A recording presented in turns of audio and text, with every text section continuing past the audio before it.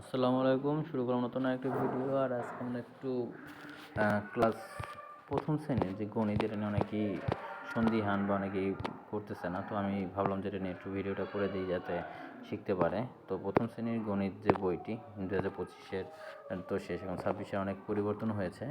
তো চরিত্রের রীতি এখানে তুলি আর রাফি নিয়ে মূলত আলোচনা করব। প্রথম অধ্যায় প্রথম পৃষ্ঠা তুলনা করি।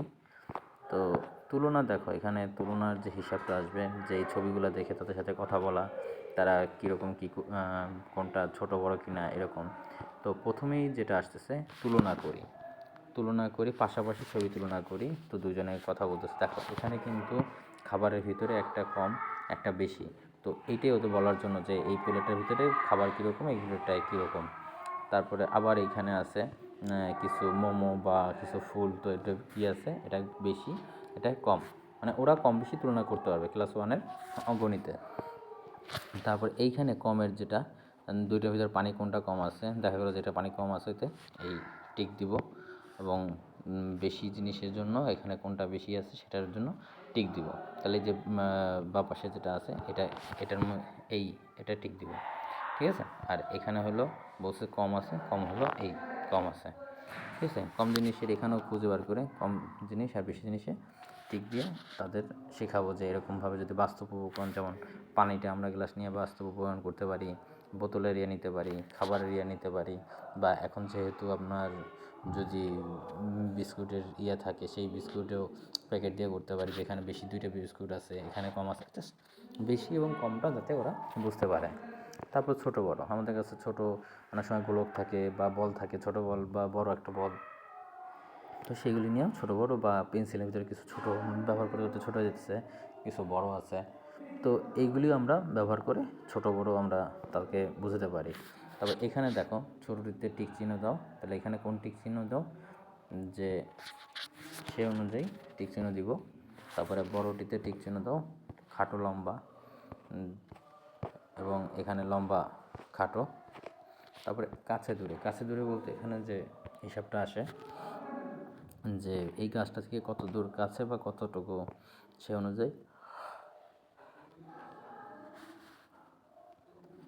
গাছ থেকে। তাহলে এই যে মেয়েটা আগে আসছে সে হলো এটা থেকে কাছে, আর ওই যে ছেলেটা সে হলো দূরে। আবার সেই ল্যাম্পপোস্ট থেকে কতটুকু দূরে, তাহলে গাড়িটা আগে, গাড়ি বলতে রিক্সাটা আগে, রিক্সাটা কাছে, আর গাড়িটা দূরে।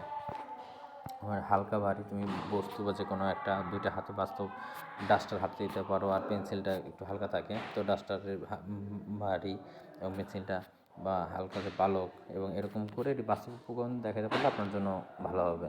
হালকা ভারী বই আর পেন্সিল, মানে জাস্ট হালকা ভারী সে তুলনাটা পারলো যে কোনটা ভালো। তারপরে এখানে ফুল, ভারী কাঁঠাল আর বেগুন।